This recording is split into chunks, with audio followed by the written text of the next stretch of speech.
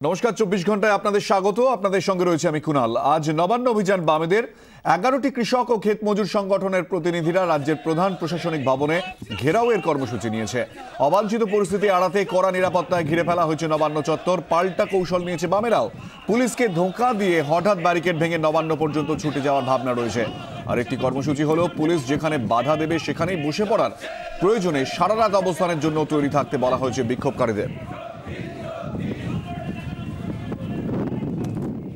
রানী Rashmoni Avenue থেকে এই মুহূর্তে সরাসরি আমাদের সঙ্গে রয়েছেন আমাদের প্রতিনিধি উজ্জ্বল মুখার্জি। আমি সরাসরি চলে যাব উজ্জ্বলের কাছে।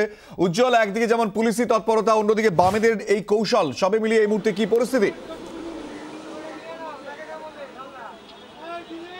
দেখো, এই মুহূর্তে রানী রাসমণির চেহারা তোমাকে দেখাতে পারি। সেটা হচ্ছে আমরা যেখানে দাঁড়িয়ে রয়েছি সেখানেই কিন্তু জমায়েত শুরু হবে। এখানেই কিন্তু আসবেন সূর্যকান্ত মিশ্র, বিমান বসরা। আমি একবার বলবো দেখাতে যে এইখানে একটা ছোট্ট ক্যাম্প অফিস তৈরি করা হয়েছে।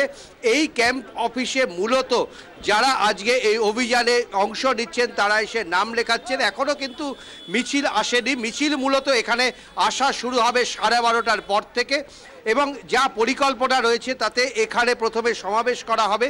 এখানকার সমাবেশে বক্তব্য রাখবেন বিমান বসু, এখানে সমাবেশে বক্তব্য রাখবেন সূর্যকান্ত মিশ্ররা, এবং এখান থেকে সমাবেশ করার পর এখান থেকে মিছিল বেরিয়ে সেই মিছিল এগোনোর চেষ্টা হবে নবান্নর দিকে। এবং মূলত যে রাস্তাটা ধরে মিছিল যাবে সেটা হচ্ছে এখান থেকে বেরিয়ে গ্র্যান্ডের সামনের রাস্তা ধরে সেটা গিয়ে পৌঁছানো হবে গান্ধী মূর্তির সামনে।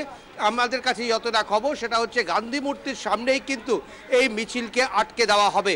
সাধারণত এই আমরা দেখেছি যে এখানে যখন আইন অমান্য হয় তখন এখান থেকে মিছিল যাওয়ার চেষ্টা করে সামনের দিকে, এবং যেহেতু সামনের রাস্তাটাই 144 ধারা, তাই আর মিছিল এগোতে দেওয়া হয় না।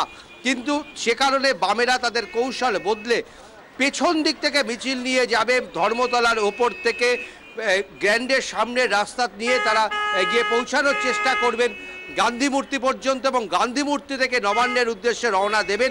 এটাই তাদের পরিকল্পনা, এবং এই মিছিলের নেতৃত্বে থাকবেন সূর্যকান্ত মিশ্র, বিমান বসুরা। এছাড়াও আরও 5টা স্পটকে নির্ধারণ করা হয়েছে, এবং আমাদের কাছে যে খবর এসে পৌঁছাচ্ছে যে তাতে কিন্তু আস্তে আস্তে সব কর্মীরা আসতে শুরু করেছেন। এবং এরই মধ্যে এই পুলিশের বিশাল ব্যারিকেড, পুলিশের কড়া নজরদারি এখানে এই মুহূর্তে একেবারে উজ্জ্বল। এই প্রসঙ্গে জানতে চাইবো যে এখনো পর্যন্ত তুমি যেমনটা জানাচ্ছ যে একে একে আসতে শুরু করেছেন বিক্ষোভকারীরা, এই পরিস্থিতি কতটা কতটা বড় হতে পারে মিছিল, এবং পুলিশের সঙ্গে ব্যারিকেড ভাঙার সময় কতটা ধুন্ধুমার বাঁধতে পারে, কি পরিস্থিতি সৃষ্টি হতে পারে বলে আশঙ্কা?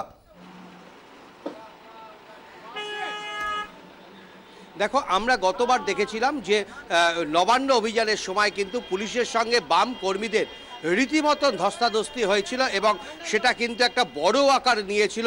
শেষ পর্যন্ত কিন্তু দু তরফে বন্ধ হয়ে যাওয়ার কারণে অন্তত বড় কোনো ঘটনা ঘটেনি। গতবারের নবান্ন থেকে শিক্ষা নিয়ে এবার প্রশাসন কিন্তু অনেক বেশি সতর্ক। প্রথমত, গতবার গোটা নবান্ন অভিযানের সময় কোনো জল কামান ব্যবহার করা হয়নি। এবার কিন্তু 5টা স্পটে জল কামান রাখা হচ্ছে। বিশাল পরিমাণে পুলিশি ব্যবস্থা থাকছে। বিভিন্ন জায়গায় 4টে-5টার ওপরে ব্যারিকেড তৈরি করা হচ্ছে, যাতে সেই ব্যারিকেডটা কোনোভাবে মানুষের চাপে ভেঙে পড়তে না পারে। বাম নেতৃত্ব তারা সিদ্ধান্ত নিয়েছেন যে তারা অযথা অশান্তিতে যাবেন না, কোনো রকম গণ্ডগোল তারা করবেন না। তারা মূলত মিছিল নিয়ে যাবেন, এবং যেখানে মিছিল আটকানো হবে সেখানেই তারা বসে পড়বেন, সেখানে স্লোগান দেবেন। তবে প্রশাসন যদি কোনো রকমভাবে জোর করে, কোনো রকমভাবে লাঠিচার্জ করে, তাহলে কিন্তু বাম নেতৃত্ব সমস্ত রকমের প্রস্তুতি নিয়েই আজকে রাস্তায় নামছেন। গতকাল রাজ্য কমিটির নেতারা তারা প্রতিটা জেলার কাছে এই নির্দেশ পাঠিয়েছেন যে আজকে দরকার হলে সারা রাত এই কলকাতার রাস্তায় বসে থাকতে হবে। এই মানসিক প্রস্তুতি নিয়েই আসতে হবে এখানে যারা আজকে অংশ নেবেন তাদেরকে। অর্থাৎ বাম নেতৃত্বের মানসিক প্রস্তুতি, তারা অশান্তি চান না, তারা নবান্নর দিকে রওনা দেবেন, এবং প্রশাসন নিশ্চিতভাবেই তাদের দায়িত্ব। একেবারে উজ্জ্বল, আমরা সেই পরিস্থিতির দিকে অবশ্যই নজর রাখবো। তুমি পরিস্থিতির দিকে নজর রাখো, পরবর্তী সময় তোমার কাছে আবারও ফিরবো আমরা। উজ্জ্বল মুখার্জি আমাদের প্রতিনিধি এই মুহূর্তে আমাদের সঙ্গে সরাসরি ছিলেন রানী রাসমণি এভিনিউ থেকে।